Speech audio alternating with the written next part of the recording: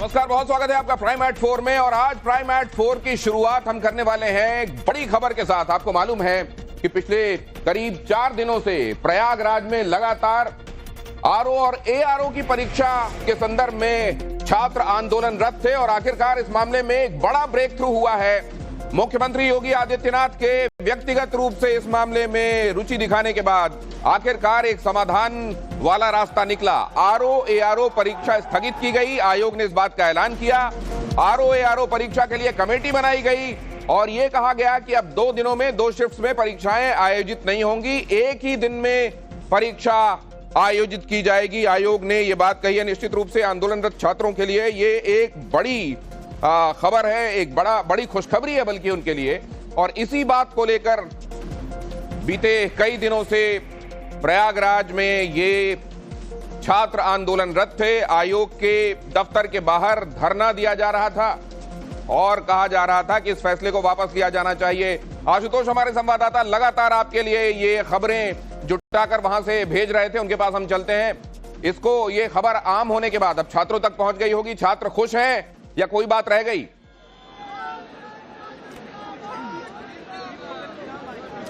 देखिए दिनेश जी, इस फैसले के बाद जो छात्र हैं वो 2 भागों में साफ तौर पे बटे नजर आ रहे हैं। जो पीसीएसपी के जो छात्र थे, जो तैयारी करने वाले छात्र हैं, वो इस फैसले से तो खुश हैं, लेकिन जो आरओ और एआरओ की परीक्षा की तैयारी कर रहे थे उनके चेहरे पर नाखुशी साफ तौर पे देखी जा रही है। हमारे साथ कुछ छात्र हैं, किस तरीके से इस फैसले को देखते हैं? पीसीएसपी का एग्जाम तो पहले की तरह ही होगा, आरओ एआरओ को अभी स्थगित किया गया, कमेटी बनाई गई, इस फैसले को किस तरीके से देखते हैं? इस फैसले से ये समझ में आ रहा है कि हम बच्चों को बेवकूफ बनाया जा रहा है, जिससे आरओ की भीड़ अलग हो जाए और पीसीएस की भीड़ अलग हो जाए। आरओ के बच्चे यहीं रह जाएं, पीसीएस के बच्चे अपना निकल जाएं। इस तरीके से जो परीक्षा स्थगित कर दी गई है तो एक मौका तो दे सकते हैं आप लोग। सर, इतने दिन से जो है हम लोग यहाँ प्रोटेस्ट पे हैं, आ जाए तो कह के जा रहे हैं। कम से कम दोनों परीक्षाओं के एक साथ नोटिस कर सकते थे ना कि दोनों परीक्षाएं एक ही तरीके से 1 डे 1 शिफ्ट में होगी। हम लोगों को क्यों बहकाया जा रहा है इतने दिनों से कि आज भी कमेटी का बहाना देकर निकल गए। मुख्यमंत्री योगी आदित्यनाथ ने खुद दखल दिया है, उसके बाद ये फैसला लिया गया है।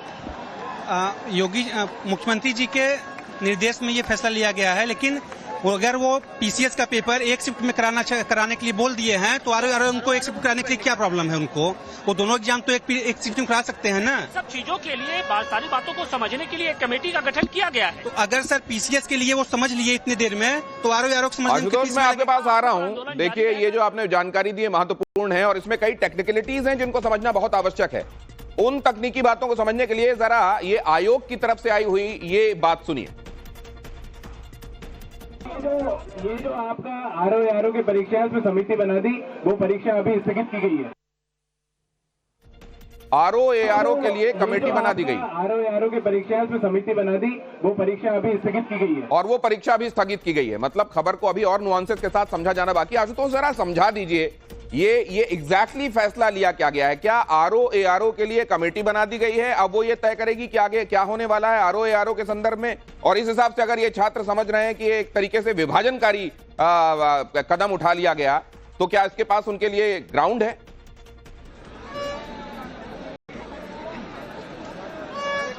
बिल्कुल निश्चित तौर पे इनके लिए ग्राउंड भी है, क्योंकि पीसीएस प्री के एग्जाम को तो आप पहले की तरह करने के लिए तैयार हो गए हैं, लेकिन जो आरओ और एआरओ के जो छात्र थे, जो प्रतियोगी परीक्षार्थी थे, जो छात्र थे, जो तैयारी कर रहे थे, उनको कहीं ना कहीं मायूसी हाथ लगी है। क्योंकि उनका ये कहना है कि जिस तरीके से पीसीएस प्री का एग्जाम कराया जा सकता है, उसी तरीके से उसी तर्ज पर आरओ और एआरओ का भी एग्जाम कराया जा सकता है। लेकिन सरकार ने आयोग ने उनकी ये बात नहीं मानी है। तो जाहिर सी बात है कि सरकार की मंशा यही है कि पीसीएस प्री वाले जो छात्र यहाँ पर धरने पर बैठे थे, जो कहीं ना कहीं अब सरकार के लिए एक मुसीबत का सबब भी बनते जा रहे थे, उनको तो उन्होंने राहत दे दी है। लेकिन जो आरओ और एआरओ के जो छात्र हैं, तैयारी करने वाले छात्र हैं, उनको एक तरीके से राहत, फौरी तौर पर तो राहत मिली है, लेकिन पूरी तरीके से राहत नहीं मिली है। क्या कहेंगी? पूर्णतया हमें लॉलीपॉप दिया जा रहा है। ये हमारे डिवाइड एंड रूल जो अंग्रेज खेलते थे वही खेला जा रहा है, ब्रिटिश का रूल, डिवाइड एंड रूल, ताकि यहाँ से पीसीएस वाले चले जाएं, आरओ वाले फंस जाएं। लेकिन फौरी तौर पे तो राहत है कि परीक्षा स्थगित कर दी गई है,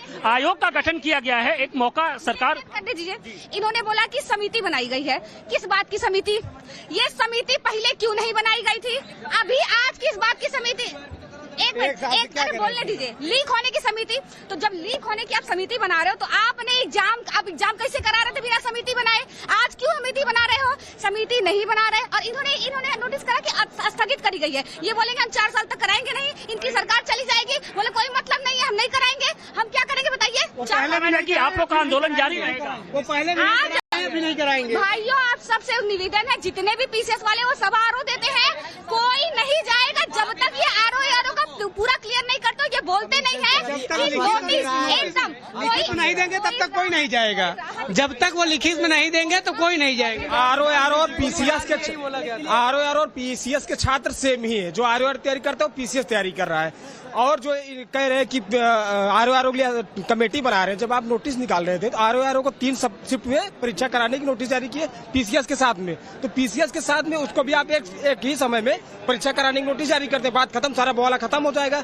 लेकिन सरकार की मंशा है। दिनेश जी, यही कारण भी है कि जो आरओ और एआरओ के जो तैयारी करने वाले छात्र हैं वो काफी गुस्से में देखने को मिला। और आपसे मैं आपके पास दोबारा आता हूं आशुतोष, जरा ये दिखा दूं कि इस पर विपक्ष ने क्या कहा है। सपा अध्यक्ष अखिलेश यादव ने फूलपुर रैली के दौरान इस मामले को उठाया था, सरकार पर निशाना साधा था, जरा देख लीजिए। इस समय उन्हें पता लगा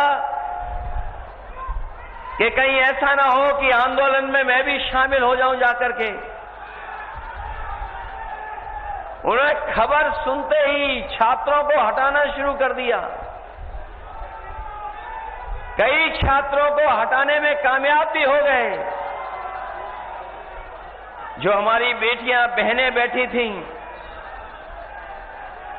उनको बिना महिला पुलिस के लोग उठाने लगे जाकर के। जो लोग कहते हैं एक इलेक्शन पूरे देश में एक साथ हो जाए, वो हमारे नौजवानों की परीक्षा भी नहीं करा पा रहे हैं।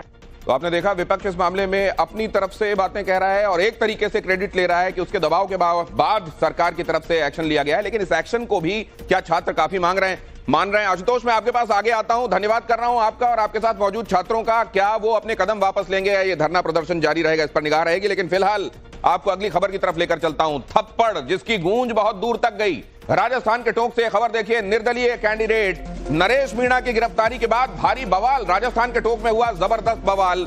इसके बीच पुलिस ने आंसू गैस के गोले दागे। नरेश मीणा के समर्थकों ने आगजनी की, सड़क पर उतरकर खूब हंगामा किया।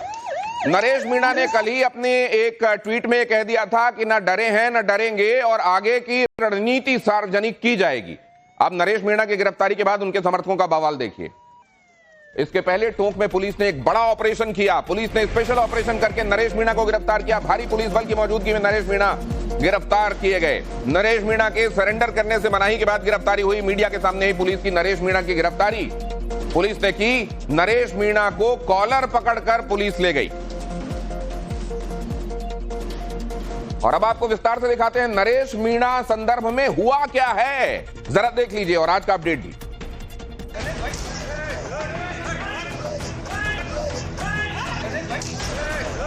पहले थप्पड़बाजी, फिर गिरफ्तारी और अब आगजनी।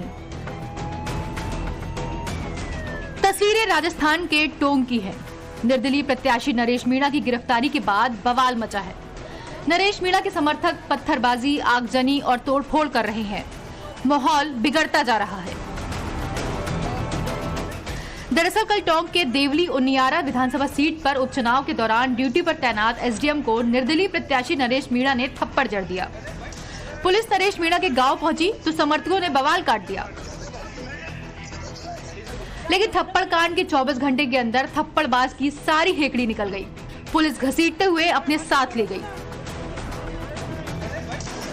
थप्पड़बाजी के बाद नरेश मीणा की गिरफ्तारी पर बवाल मचा है।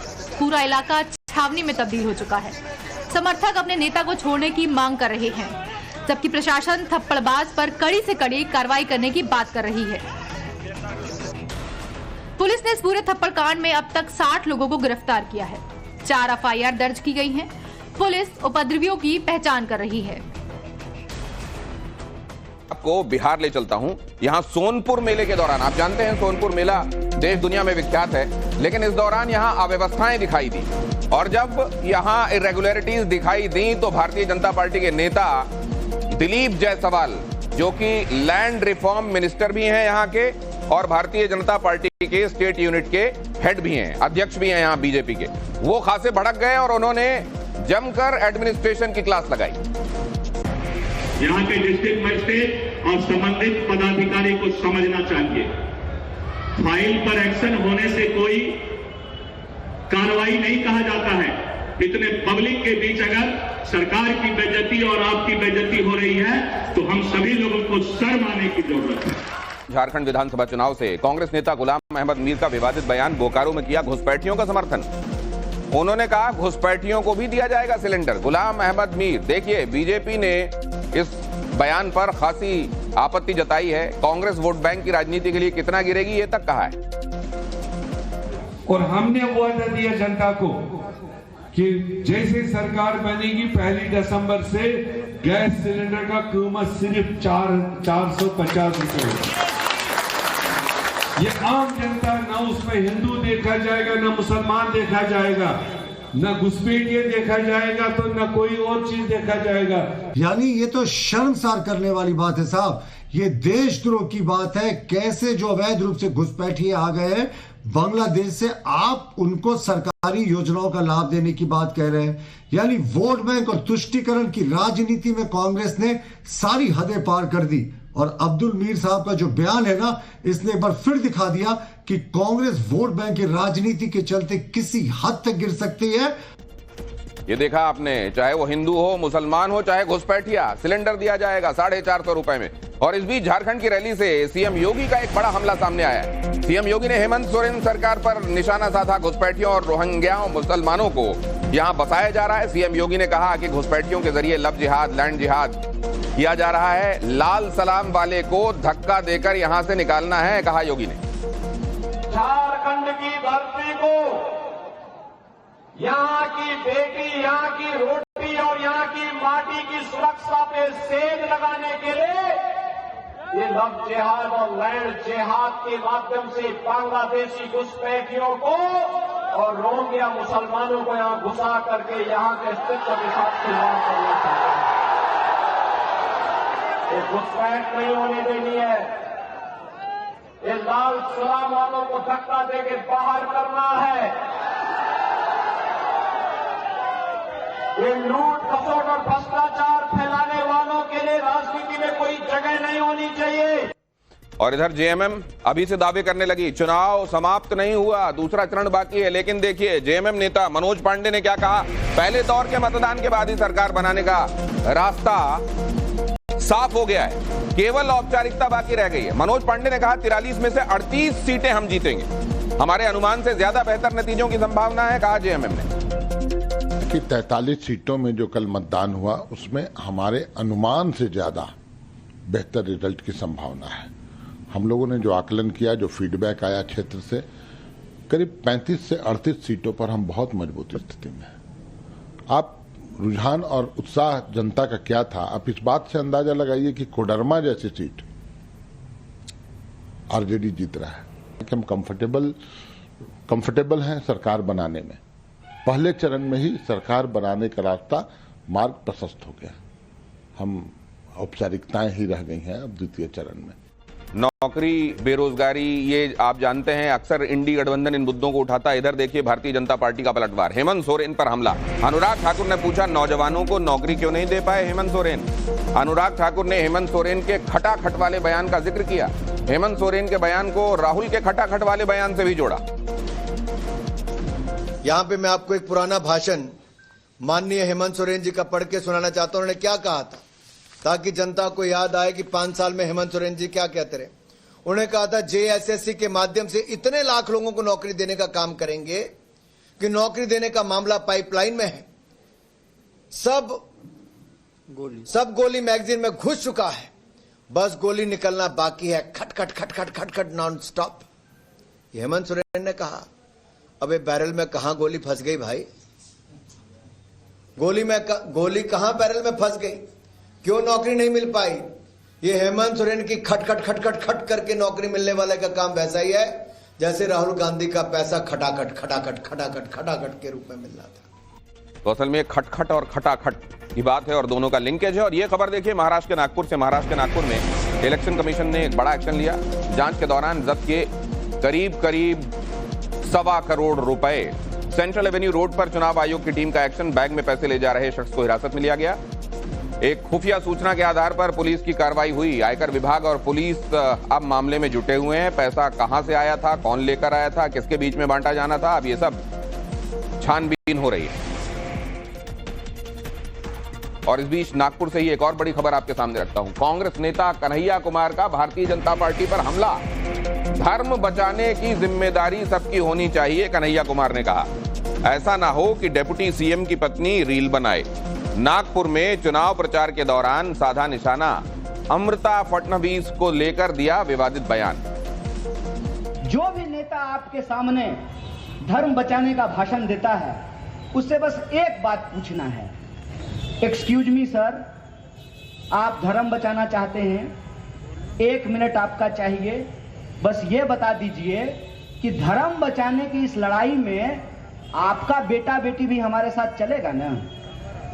समझे बात को?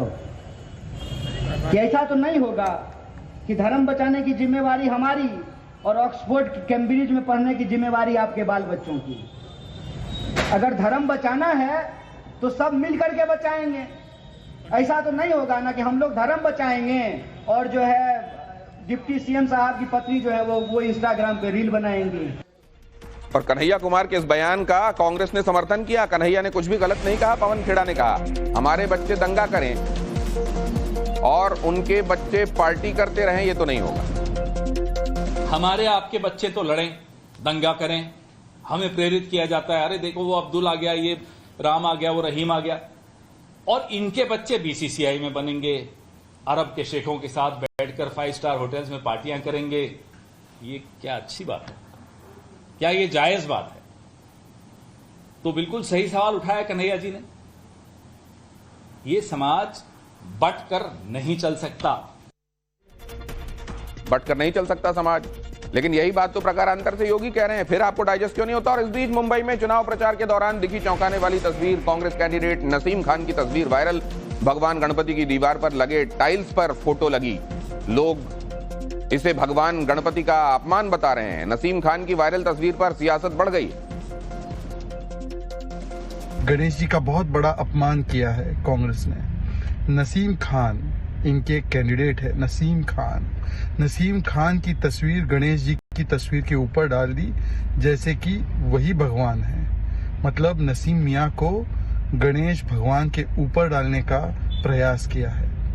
ये हिंदू आस्था का बहुत बड़ा अपमान है।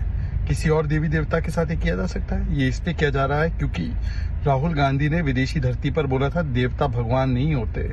उन्होंने कहा था कि हिंदू धर्म में जो है वो हिंदू टेरर होता है। समाजवादी पार्टी का योगी सरकार पर हमला देखिए। समाजवादी पार्टी प्रवक्ता फखरुल हसन चांद ने ये दावा किया कि उपचुनाव में बीजेपी का हम सूपड़ा साफ कर देंगे। अखिलेश के प्रचार से भारतीय जनता पार्टी बेचैन हो गई है। बीजेपी महंगाई और बेरोजगारी के मुद्दे पर तो अब बात ही नहीं करती।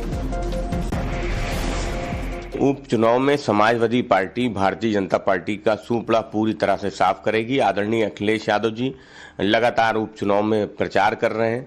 भारतीय जनता पार्टी में बेचैनी बढ़ी है, इसलिए उनकी भाषा बदल गई है।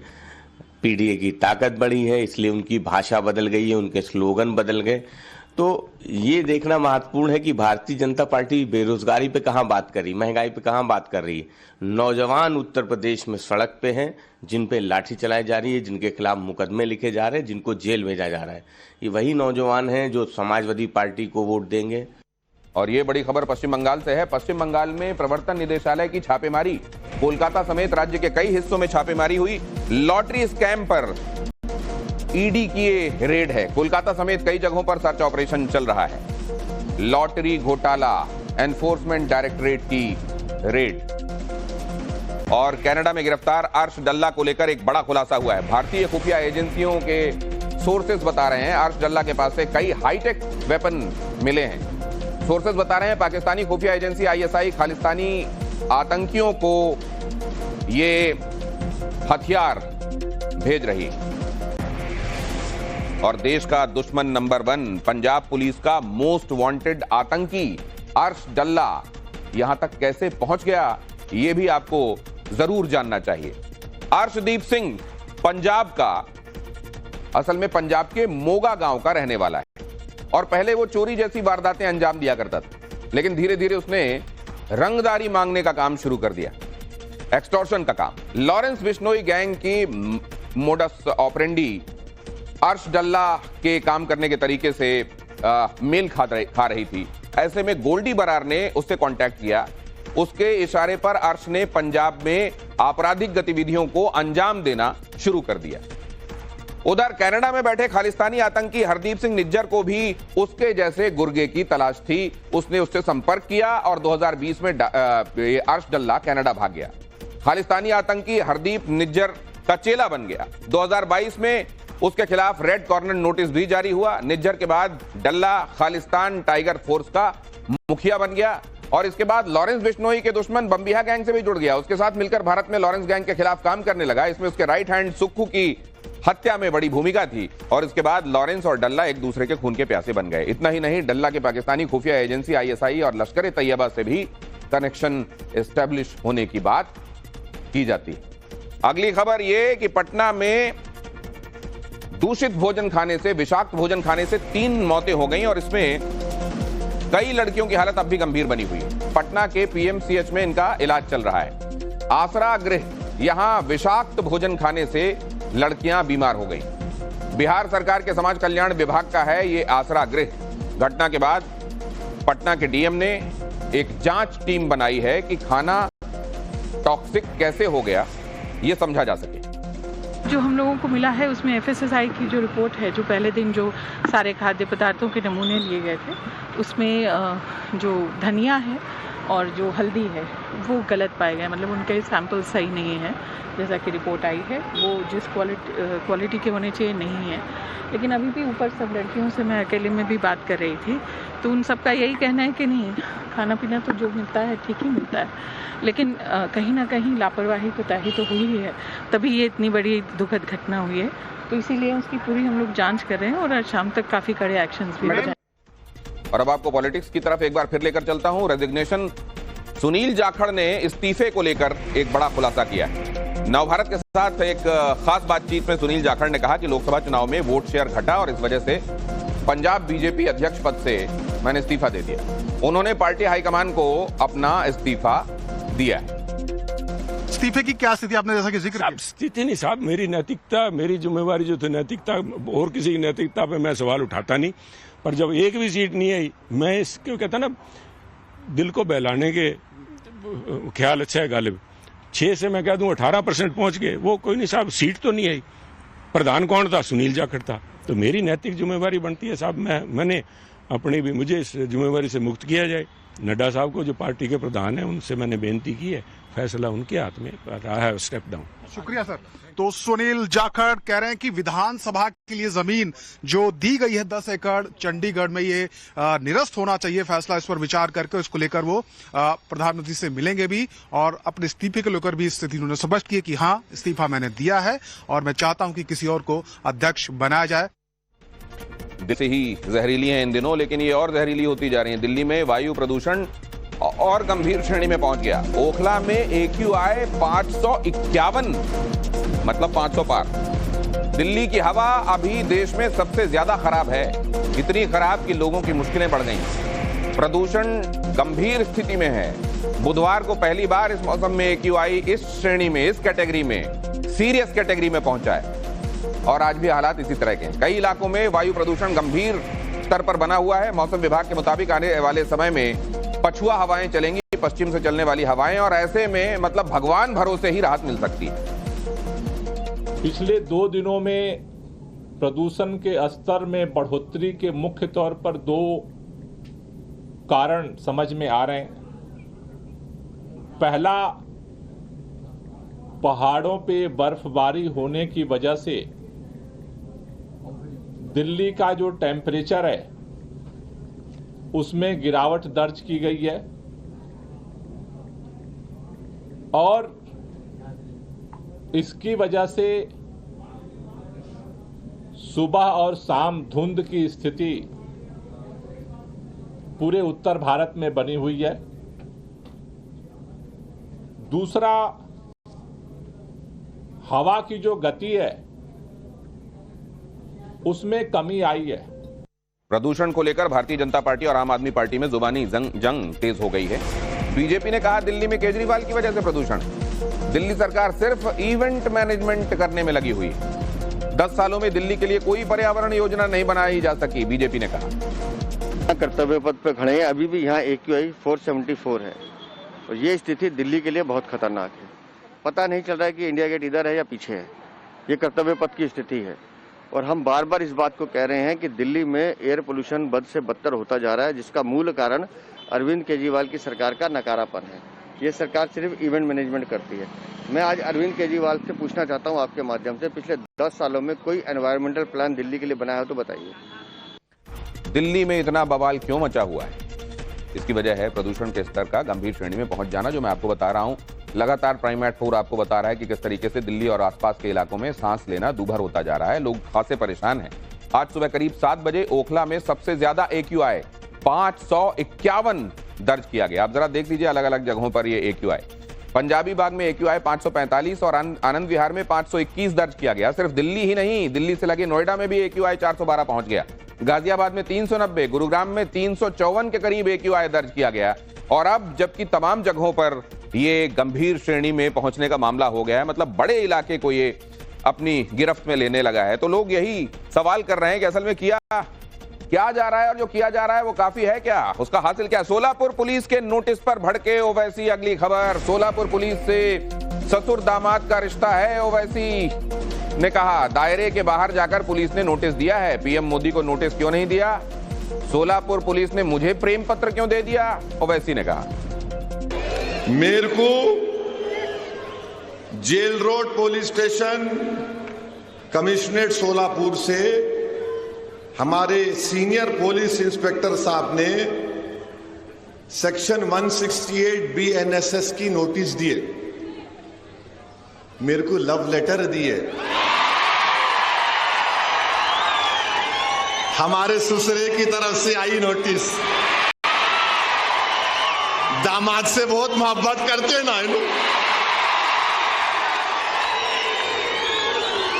और हम इनके भाईजान हैं। ससुरे भी है, हम उनके भाईजान भी हैं। I love you.